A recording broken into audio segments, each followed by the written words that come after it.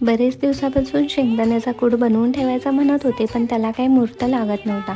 शेवटी आज एका भाजीमध्ये मला कूट वापरायचाच होता, तर जास्तीचाच असा कूट इथं मी बनवून ठेवला, जेणेकरून मला इझिली तो कोणत्याही भाजीमध्ये लगेच वापरता येईल. त्यानंतर गरमागरम चहा घेतला आणि चहामध्ये शाई टाकून तुम्हालाही आवडतो का चहा प्यायला नक्कीच कमेंटमध्ये सांगा. आणि इथं मी अशी भाजी बनवायला घेतली जी न खाणारीही आवडीनं खाते. इथं तव्यामध्ये मी तेल गरम करून घेतलं, जिरं, मोहरी आणि लसूण आणि कढीपत्ता याची फोडणी दिली. लगेचच स्वच्छ धुवून घेऊन वांगं त्यामध्ये टाकलं आणि ते परतून घेतलं. त्यानंतर थोड्या वेळानं त्यामध्ये घरगुती मसाले घातले, हळद, तिखट, गरम मसाला, हिंग, चवीनुसार मीठ आणि तुमच्या आवडीनुसार तुम्ही इथं कूट वापरू शकता. तर शेंगदाण्याचा कूट घातला. आता ही भाजी मी तव्यात करते, तुम्ही भांड्यामध्ये केली तरीही चालेल.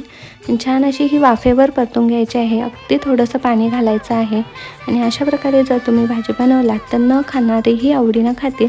नक्की ट्राय करून बघा आणि कशी वाटली हे मला कमेंटमध्ये सांगा. तर आजच्या व्हिडिओमध्ये इतकंच.